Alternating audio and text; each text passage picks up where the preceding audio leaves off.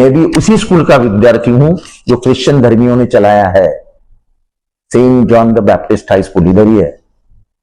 पूरे भारतवर्ष में जितनी कॉन्वेंट स्कूल्स अच्छी तरीके से चलाई जाती है उतनी कोई भी स्कूल चलाई नहीं जाती।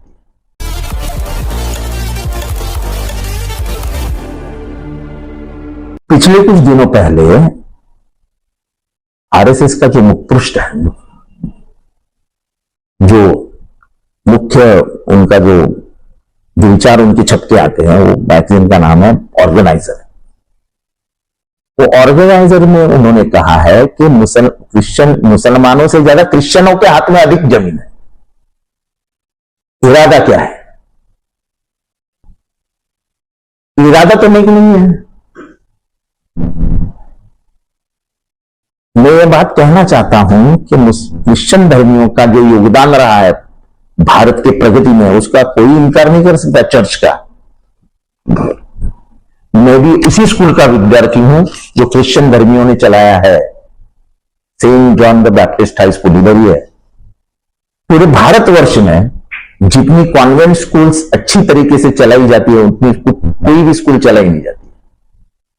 जितने हॉस्पिटल्स चर्चेस ने बनाए किसी ने भी नहीं बनाए। तो उन्होंने गैर इस्तेमाल नहीं किया ना अपने जमीनों का। आपको क्यों उनके ऊपर नजर रखें? मुसलमानों की जमीनें लेने से आप चल ही रहा है, उतने में ये भी छाप के लाते हैं।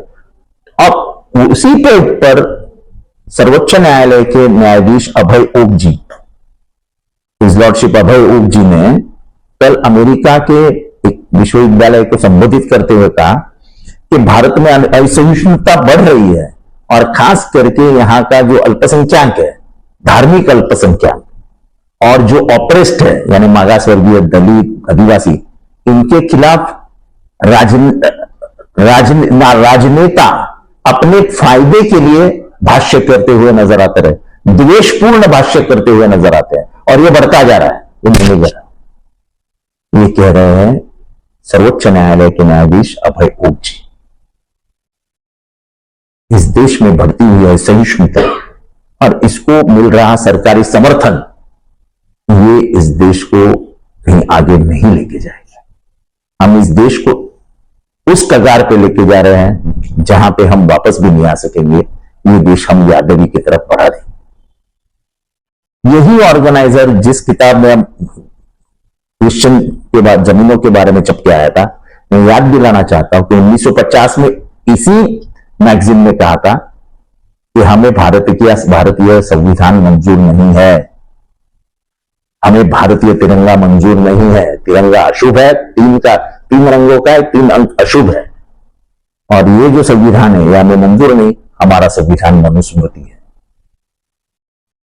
इतिहास फिर से दोहराया जा रहा है।